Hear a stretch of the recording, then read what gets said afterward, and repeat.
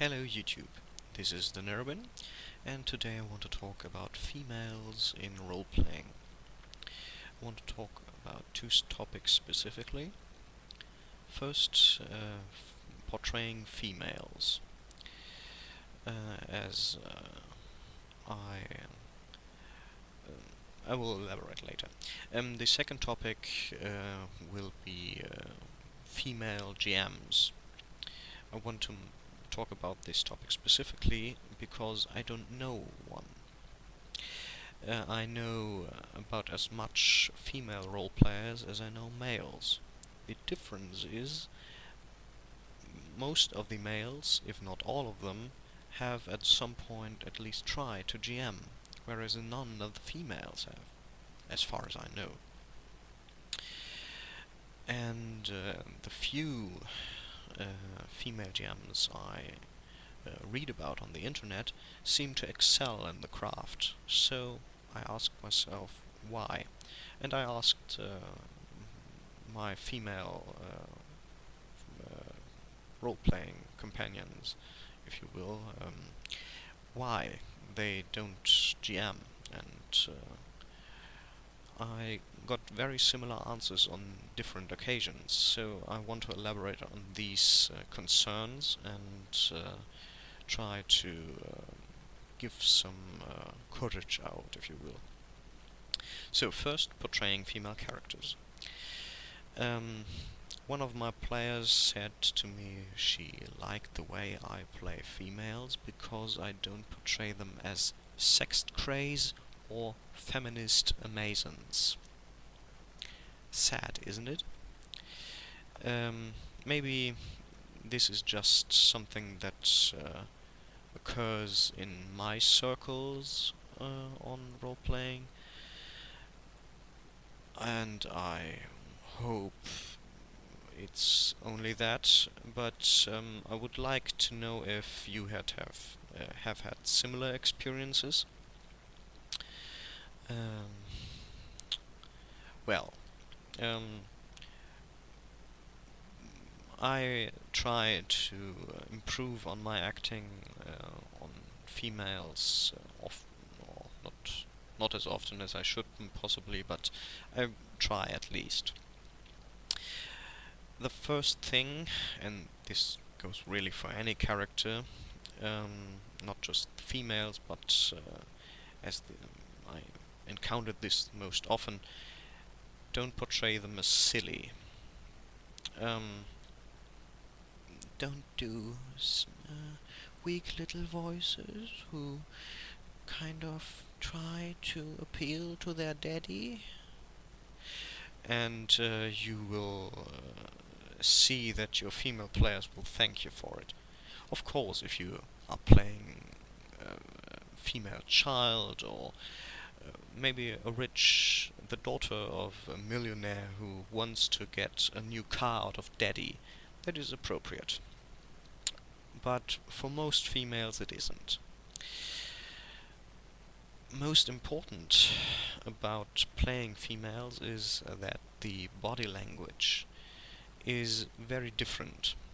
For males it's very, very strong, and hands involves a lot of hands, and you make strong gestures and such. It's very, very open. It's very easy to see what you want to achieve with your sign language, whereas female characters, it can be as simple as going through your hair in a conversation, or moving your head slightly and rolling your eyes away because you don't want the other one, the person you are talking with, to don't see your emotions. The female body language is much more supple, and I'm far from being anything like an expert. I only see so much as any man. But I would suggest watching TV shows that have a strong emphasis on character play and replay scenes where um, females have maybe monologues or where there are long shots on them uh, whilst they are in conversation, and try to emulate that behavior. Um, I think my tips for portraying female characters are at this point sadly at an end, but if you have any tips, I would be more than glad to hear from you. Or maybe if there are actual women listening to this, please give us advice. We are more than interested to learn. Now, to the second topic, females as GMs. There were a few concerns that kept coming repeatedly in my questions to my female, to the female role players I know.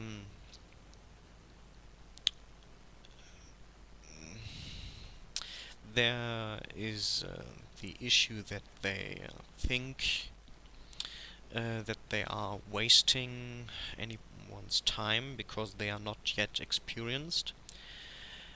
And I really have to say, you won't ruin anyone's time. And every GM has a bad start. I've had 3 years of bad starts. And occasionally now I fall and stumble.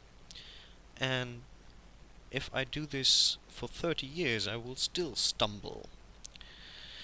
And I've had yet to have an evening where the players actually shouted me down. So, if you want to make the effort to enrich everyone's game experience, I don't think that you can ruin anyone's time. At least if you make it clear to them that you are new, they will understand. Maybe take a few friends you are comfortable with and whom you are trusting.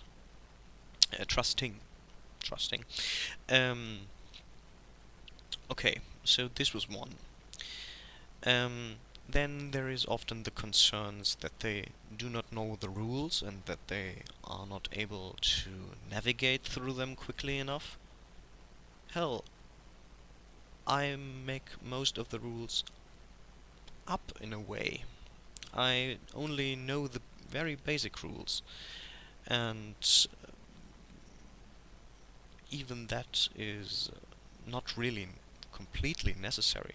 Of course, you should do something where you can portray a bit of confidence, but I recently saw a video by The Outsiders, and he mentioned basically that if you are not sure about rules and there is no life on the line, so to speak, then try to bluff your way through.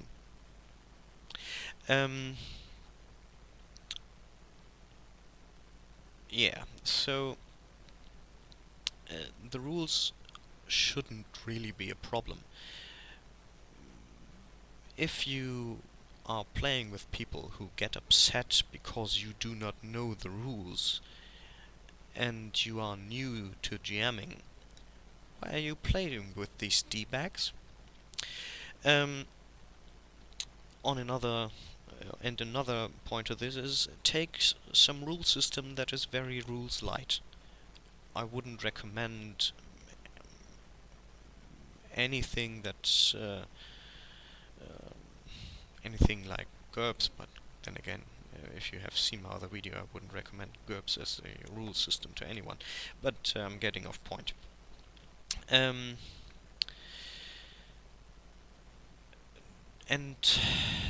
try to do a simple plot in the beginning.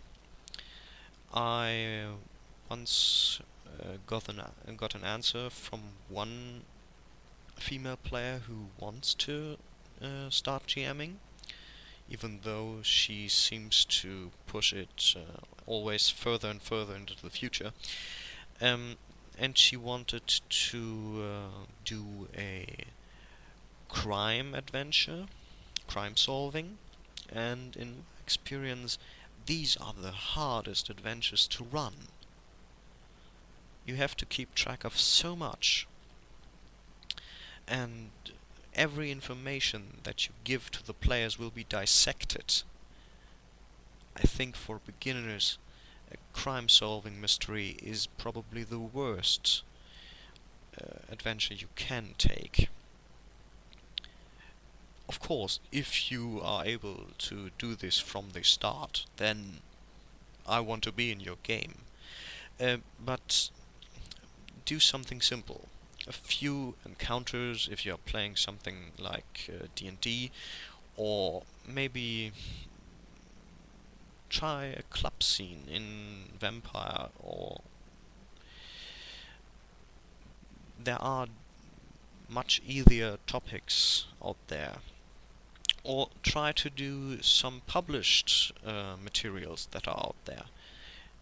This way I know this is not as creative as writing your own stories, but it's all about learning, and first you have to do learning on the craft side before you go on and introduce the creative process, which is more problematic in many ways, but the craft is something you can train, and training is something you need, and maybe it takes years, maybe you master it in a year, but still. But the good thing about this is you will, if you put yourself behind this, you will notice that you get better every session, and that the problems that maybe in the beginning seem to cripple you will be nothing more than maybe a slight nuisance, and then maybe you can even enjoy them.